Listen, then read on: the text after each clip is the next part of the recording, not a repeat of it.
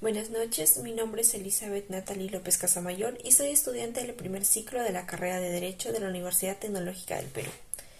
En esta ocasión presentaré mi trabajo de investigación que forma parte de mi examen final. El tema que voy a abordar es la deuda pública externa en el Perú.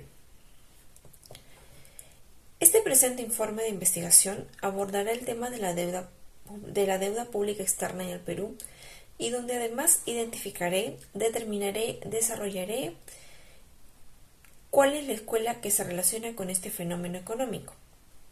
Además, realizaré un análisis macroeconómico y microeconómico, para lo cual voy a emplear tablas y gráficos. Se espera que este trabajo pueda contribuir con información valiosa para conocer un poco más acerca de la deuda pública externa en el Perú, lo cual es el monto de dinero que el país debe a sus acreedores internacionales por los préstamos que éste realiza. Ahora hablaré acerca de la deuda pública externa y cómo se relaciona con estas escuelas económicas y las diferentes teorías. Empezaré brevemente por un concepto de lo que es la deuda pública externa en el Perú. En el Perú, la principal fuente de financiamiento del déficit fiscal entre las décadas de los 70 y 80 fueron los préstamos con entidades internacionales, mientras que a partir de la segunda mitad de los 90, la emisión de los bonos empezó a ser el instrumento más usual debido al desarrollo del mercado de capitales y la estabilización posterior al auge de la economía nacional. Según Malthus 1820, encontramos un elemento diferenciador al valorar los efectos redistributivos de la deuda pública, así como presentar las primeras dudas respecto a las bondades de la disminución de esta, ya que el autor valoraba la deuda como parte de la demanda.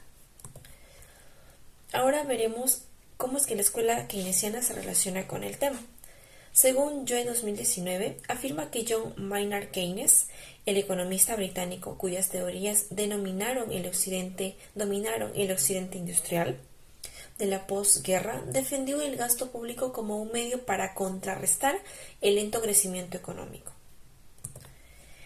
Ahora veremos la escuela clásica. Según Segura 2017, menciona que Adam Smith admite otras circunstancias fuera de tiempos de guerra por las cuales el Estado estaría obligado a endeudarse a causa de desastres de la naturaleza, hambrunas, pestes, etc. Los efectos de una política de endeudamiento permanente también estaban presentes en la obra de Smith.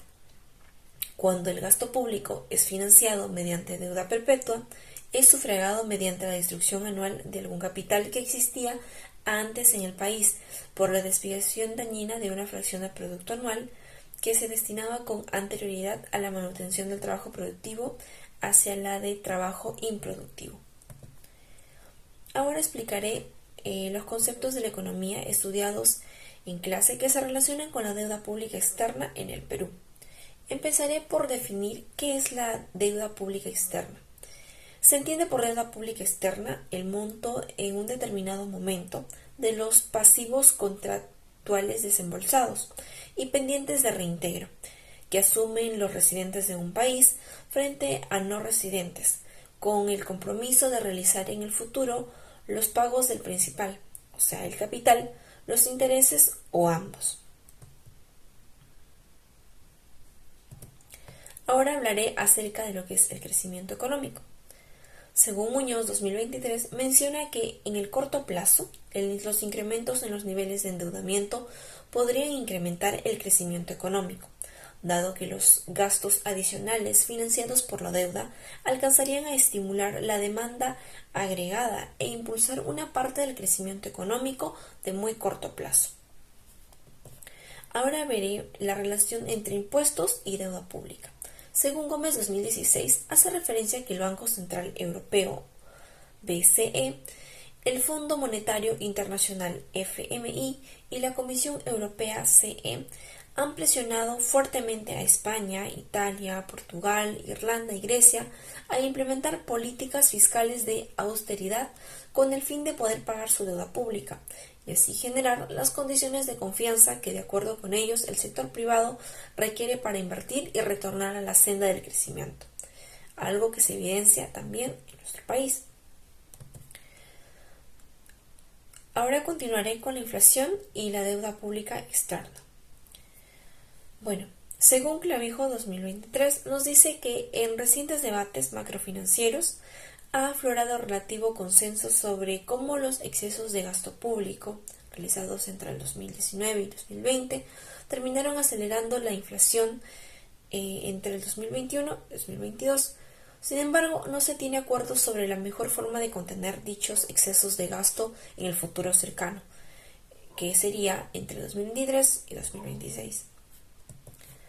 Ahora realizaré el análisis macroeconómico de la deuda pública externa en el Perú. Primero empezaré definiendo la macroeconomía. La macroeconomía es la parte de la economía que se encarga de analizar y estudiar el funcionamiento económico de manera global y general. Para ello, estudia las variables que se producen en el monto total de bienes y servicios, ganancias, grado de empleo, nivel de precios, entre otros aspectos importantes. Siguiendo, hablaré acerca de los objetivos de la macroeconomía, que se relacionan a la vez con la deuda pública externa en el Perú. Fomentar el crecimiento rápido del Producto Bruto Interno de un país, en este caso, Perú. Bajar la tasa de desempleo y fomentar la producción para generar nuevos puestos de trabajo.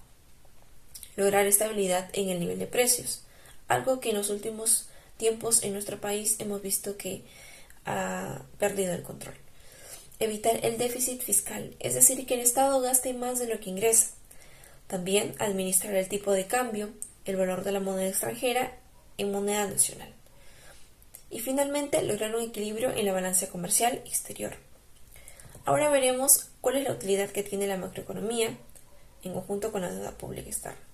Los datos utilizados para el análisis macroeconómico se derivan de la observación y de la estadística. De este modo, si se requiere analizar el comportamiento de los precios desde un punto de vista macroeconómico, se realiza un promedio de todos los precios de los bienes y servicios que conforman la economía de un país o región, obteniendo el nivel general de los precios mencionados. Por otra parte, si se desea estudiar el desempleo, se tendrán que obtener aquellas características comunes a las distintas. Ahora veremos el análisis microeconómico de la deuda pública externa en el Perú. Empezaré definiendo qué es la microeconomía. Según Hill 2020, nos dice que la microeconomía estudia las dinámicas a pequeña escala de la economía. Así aborda temas como la forma en la que se fijan los precios, cómo el productor establece la cantidad que ofrecerá al mercado, qué elementos influyen en las preferencias del consumidor, entre otros. Ahora veremos los objetivos de la microeconomía. Conocer la relación entre los consumidores, las empresas y las organizaciones. También entender e identificar los procesos que se llevan a cabo en un mercado económico. Además, analizar los mercados existentes en una economía para determinar información valiosa en la toma de decisiones. Y asimismo poder invertir en cuanto a préstamos para poder resolver gastos públicos. Ahora seguiré con la utilidad que tiene la microeconomía.